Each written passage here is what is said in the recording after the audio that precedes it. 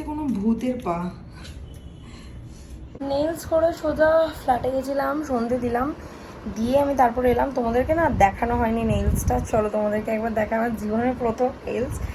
এবার আমি না তখন একটু দেখাতে, আমি দূর থেকে দেখিয়েছি যখন ওই বড়ো বড়ো নখগুলো লাগে, একটু ফানি লাগছিলো বলে দেখিয়েছি, নাহলে আমার না পা দেখাতে কেমনটা লাগে। এমনি আমার মনে হয় আমার নিজের পা খুব মানে কী বলে কুৎসিত আর কি, কুৎসিত না কুৎসিত জানি না কথাটা, তো খুব খারাপ মনে করি আমি আমার পাটাকে দেখতে।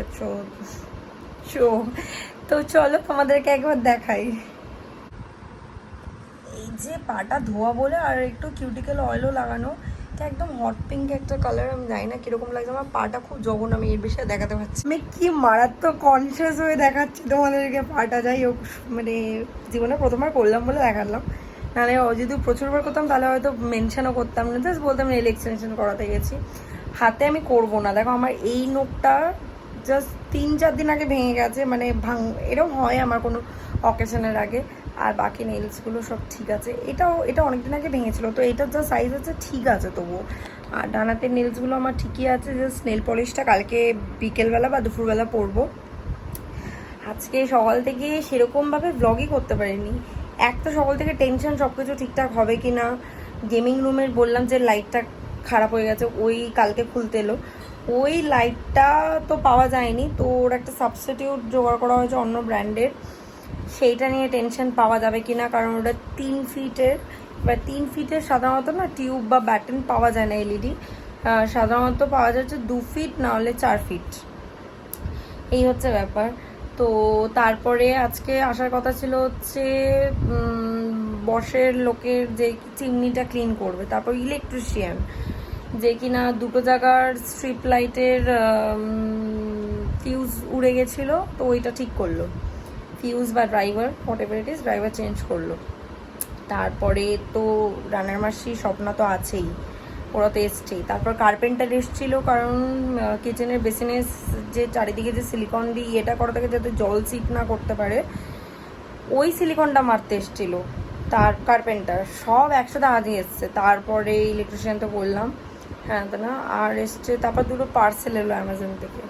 তারপরে হচ্ছে পোর্টার থেকে লোক এসছিল, পোর্টারের আর কি লোক, যে কিনা আমাদের যে ইয়েলো এল সোফাটা ছিল ডাইনিংয়ে আর কি, মানে হলে আর কি, ওই সোফাটা আমরা দিয়ে দিলাম, ওটা শায়নের বাড়িতে পাঠানো হয়েছে।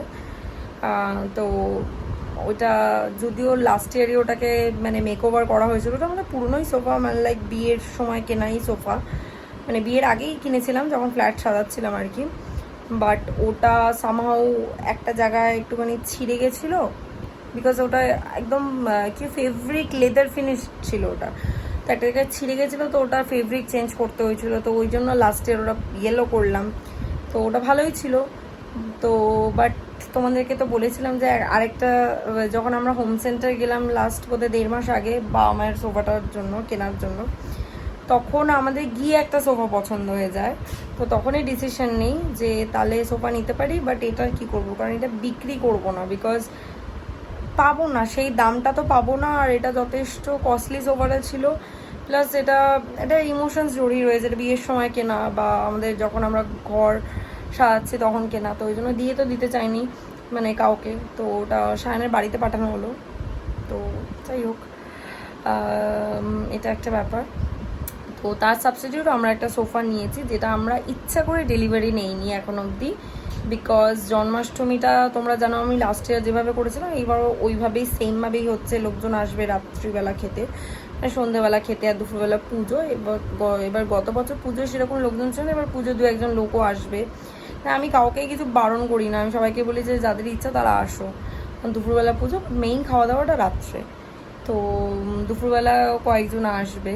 তো এবার কি বলতো, সোফাটা গত বছর ইয়েলো সোফাটা যখন ছিল ওটা সাইড করে দিয়েছিলাম, তো একটু স্পেস ক্রাঞ্চ হচ্ছিলো, তো এইবার যখন আমি সোফা চেঞ্জই করছি, তো আমি ইচ্ছা করে ডেলিভারি ডেটটা 2-3 দিন পরে রেখেছি, মানে নেক্সট উইক ডেলিভারি রেখেছি, আর ইয়েলোটা আজকে আমি মানে পাঠালাম আর কি, যাতে করে কি হবে আমার জায়গাটা ফাঁকা রইলো, আমি তাহলে খুলে জায়গাটাকে মানে পুরো সাজাতে পারবো মন খুলে, তারপরে পুজোর কাজে কোনো অসুবিধা হবে না, জায়গাটা অনেকটা বড় স্পেস আমি পাচ্ছি, এই কারণে এইসব করলাম। তারপরে দুপুরবেলা গেলাম নেইল এক্সটেনশন করাতে। তারপরে সাকিনা থেকে আমার যে ব্লাউজটা দিয়েছে ওটার হাতাটা একটু বেশি না লম্বায় বড় করেছে, তো অত বড় হাতা আমি পরি না, তো ওইটা আমি ঠিক করতে দিয়ে এলাম।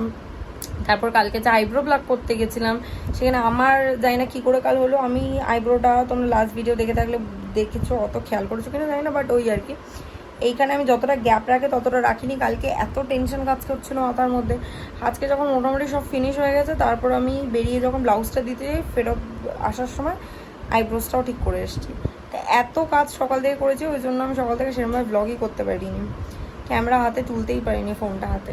তো যাই হোক ফাইনালি সব কিছু কমপ্লিট। এখন বাকি আছে হচ্ছে কালকে হচ্ছে ঠাকুরের বাসনগুলো সব মাজা হবে, আর হচ্ছে ঘরদোর মোটামুটি সবই ক্লিন হয়ে গেছে। কালকে ইউসি আসবে কিচেন ক্লিন করতে।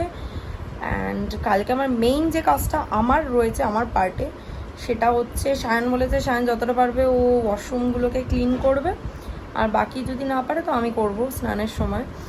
আর হচ্ছে যেটা বাকি আছে সেটা হচ্ছে ঠাকুরদের, কালকে আমার তো পেতলের মোটামুটি সব ঠাকুর, কালকে পেতলের ঠাকুরগুলোকে ওই পিতাম্বরী দিয়ে একটুখানি ক্লিন করব, করে কালকে আমি ওদেরকে নতুন জামাটা পরিয়ে দেবো বাকি সব ঠাকুরদেরকে।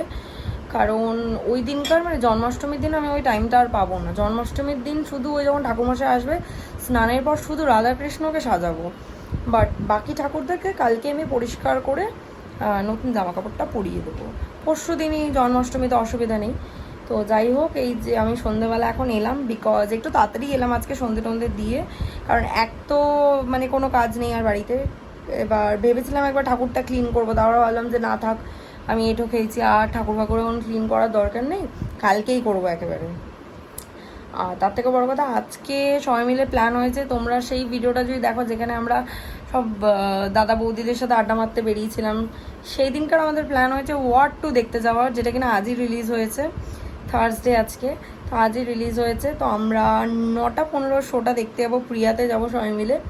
এবার এত লেট নাইট শো চুজ করা হয়েছে বিকজ সবারই অফিস রয়েছে, অফিস থেকে ফিরবে তারপরে আর কি, সেই কারণে এইটা। এবার উইকেন্ডে যেতে পারবো না, কারণ স্যাটারডে আমার বাড়িতে পুজো, সবাই আমার বাড়িতেই আসবে, সানডেও নন্দ উৎসব। এবার হয়তো সেরকম লোকজন আসবে না, তবুও আমার টুকটাক কয়েকজন বলেছে আসবো বাড়িতে। এবার তারপর আমি তো সকালবেলা আমাকে পুজো দেবো। এবার আমি যেহেতু কী বলতো জন্মাষ্টমীর দিন যেহেতু ঠাকুরমশাই সব কিছু করে, আমি ওই জন্য কী করি, কৃষ্ণের যে মন্ত্র বা পাঁচালি যেগুলো নিজেরা পড়তে হয় ওইটা, তারপর কৃষ্ণের অষ্টোত্তর শতনাম যেটা, এইটা আমি এগুলো সব নন্দ উৎসবের দিন পড়ি। তারপর সেখানে পায়েস করে দিই। তারপরে তাল গোলাটা আমি কিছুটা রেখে দিই, যেটা দিয়ে আমি তালের বড়াটা ওই দিনকার ফ্রেশ ভেজে কয়েকটা দেই ঠাকুরকে। তো আর ফল টল কেটে এইভাবে আমি দেই। নন্দ উৎসবটা আমি এইভাবে পালন করি, আমি আর ভোগ বানাই না ওই দিনকার।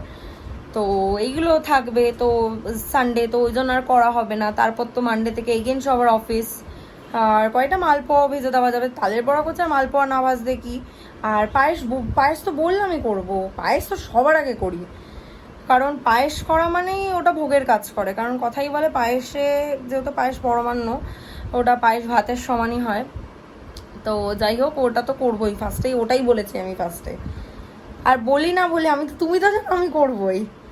তো পায়েস, মালপোয়া, তালের বড়া, ফল, মিষ্টি। তো যাই হোক এই সব করতে করতে আবার নেক্সট উইক দিয়ে সবার অফিস, থেকে বেটার আজকে রিলিজ করছে, আজই দেখে আসি। এই সব কিছুর মধ্যে একটু টাইম বার করে আজকে আমরা নাইট শো দেখতে যাবো সবাই মিলে। তো যাই হোক লিটারালি ক্লিপটা না 8 মিনিট হয়ে গেছে, আমি আর এই ক্লিপটা মানে কন্টিনিউ করবো না, আমি ভিডিওটা বন্ধ করছি। বাবা এসে গেছে, চলো এখন কফিটা খাই, কিছুক্ষণ পরে ব্লগ করছি, দেখতে থাকো, সঙ্গে থাকো। মা জানে আমি আজকে অনেক তাড়াতাড়ি লাঞ্চ করেছি, তো সেই কারণে মা এখন নিজে গিয়ে ফুচকা নিয়ে এসছে, আমাকেও বলেনি কিছু। চলো তোমাদেরকে একবার দেখা। এই যে মা গিয়ে ফুচকা নিয়ে এসছে, আর এরকম করে বানাচ্ছে, বানিয়ে রাখছে। এবার শুকনো খেতে দিচ্ছে বলে শুকনো টক করে মুখে ভরে নেবো, আর নাহলে তো বাটির মধ্যে যে টক জল আছেই।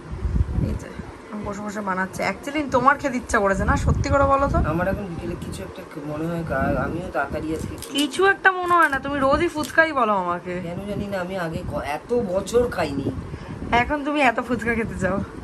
কিন্তু তাই জন্য যে অনেক খাবো তা না, সেটা বড় কথা না, ফুচকা খেতে পারি না। ফুচকা খেতে চাও তুমি। বেরিয়ে গেছি আমরা মুভি দেখতে যাওয়ার জন্য, ওয়ার 2 ইয়েস। তনুদা বৈশালীতে আমাদের জন্য ওয়েট করছে রানীগুটি। ওখান থেকে ওদের সাথে মিট করে একসাথে আমরা যাব। আর রনিরা ডিরেক্টলি প্রিয়াতেই আসবে। এসে গেছি আমরা প্রিয়ার সামনে। এই যে পিছনে বৈশালীদি সোনুদা রয়েছে, আর এই যে সায়ন। রনিদা না ওই যে সামনে দাঁড়িয়ে আছে। এখন বাজে রাত 1টা। মুভি তো দেখে বেরিয়ে গেছি, অ্যান্ড রনিদারা বেরিয়েও গেছে। আর এখানে একটা দোকান আছে, এখান দিয়ে সোনুদার বৈশালী ডিনারটা নেবে, প্যাক করিয়ে নেবে। আমরা বাড়ি গিয়েই খাবো আজকে। হ্যাঁ, বাড়ি খাবার অনেক হয়ে যাচ্ছে, এক্সট্রিম হয়ে যাচ্ছে। হ্যাঁ